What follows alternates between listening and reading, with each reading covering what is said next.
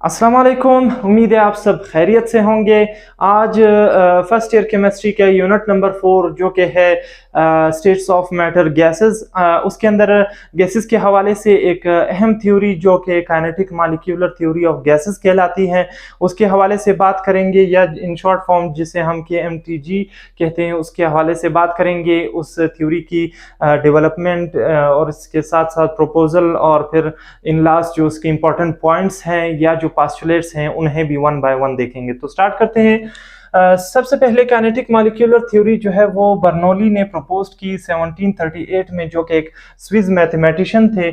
और इसके साथ साथ इन्होंने एक सजेशन ये दी कि जो पार्टिकल्स हैं, यानी कि ये उस वक्त तक श्योर नहीं थे कि जो पार्टिकल्स हैं वो रैंडम मोशन में मूव करते हैं या कंटिन्यूअस मोशन के अंदर वो मूव करते रहते हैं।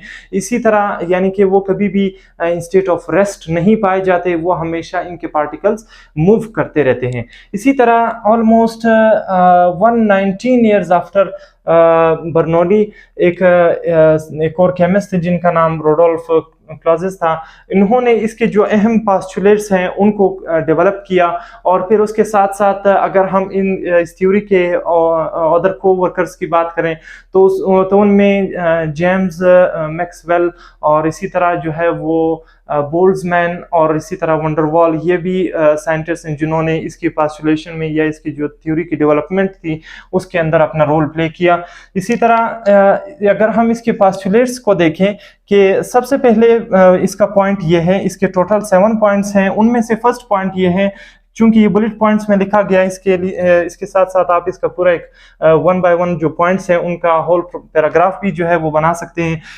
यानी कि इसका जो फर्स्ट पॉइंट था, फर्स्ट की कॉन्सेप्ट ये था कि जो इसके पार्टिकल्स होते हैं वो यानी गैसेस जो हैं वो टाइनी पार्टिकल से मिलकर बने होते हैं, या तो वो एटम्स होंगे या वो मॉलिक्यूल्स होंगे। इसी तरह एक कंटेनर के अंदर जब ये मौजूद होते हैं, इनका जो है वो वॉल्यूम ऑलमोस्ट 99.96% जो है वो एम्प्टी होता है। यानी कि इसका वॉल्यूम अगर हम कैलकुलेट करें तो अगर ये किसी कंटेनर के अंदर है तो फिर कंटेनर के ही हवाले से इसकी वॉल्यूम बनेगी। लेकिन अगर ये थर्ड पॉइंट के हवाले से अगर हम बात करें तो इसके अंदर ये है कि जो इसका टोटल जो वॉल्यूम है वो नेग्लिजिबल है ऑलमोस्ट।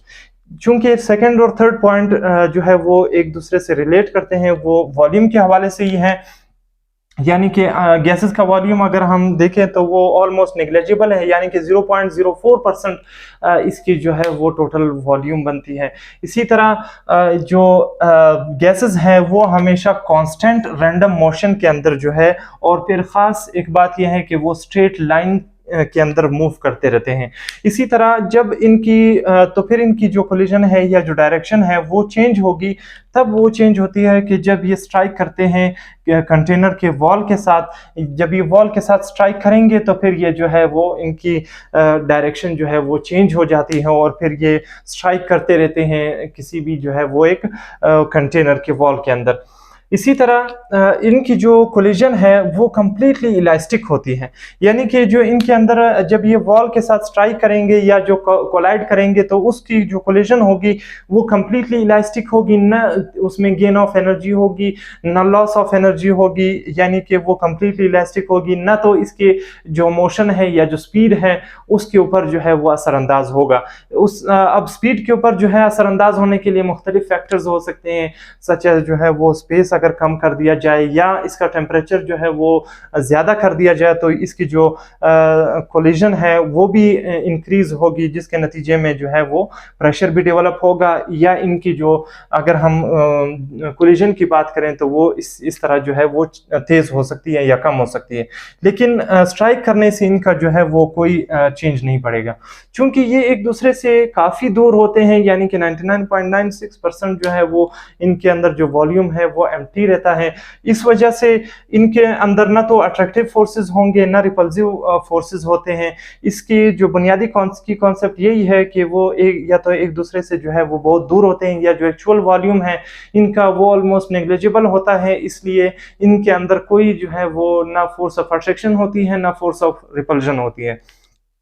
इसी तरह जो इसका 7th और लास्ट एक की पॉइंट है वो ये है कि जो इनके अंदर जो काइनेटिक चूंकि ये एक रैंडम मोशन के अंदर होते हैं, सारे ये एक जो पॉइंट्स हैं वो एक दूसरे के साथ रिलेट करते हैं और एक दूसरे के साथ जो है वो कनेक्टेड हैं। यानी कि काइनेटिक जो एनर्जी है वो इंक्रीज होती है। काइनेटिक एनर्जी क्यों होती है? क्योंकि ये जो पार्टिकल्स हैं वो रैंडम मोशन के अंदर होते हैं, तो इस रैंडम मोशन होने की वजह से इनके अंदर काइनेटिक एनर्जी पाई जाती है। और काइनेटिक एनर्जी जैसा कि आपको मालूम है कि मूविंग एनर्जी है, और ये जो मूविंग एनर्जी है ये जो है वो टेम्परेचर के, अगर टेम्परेचर इसका ज़्यादा कर दिया जाए तो जो काइनेटिक एनर्जी है वो भी इंक्रीज़ होगी। अगर इसका टेम्परेचर कम कर दिया जाए तो इसके इन्वर्स प्रोसेस होगा, यानी कि डिक्रीज़ ऑफ काइनेटिक एनर्जी आएगी, या जो इनके अंदर जो मोशन है वो भी डिक्रीज़ होगा।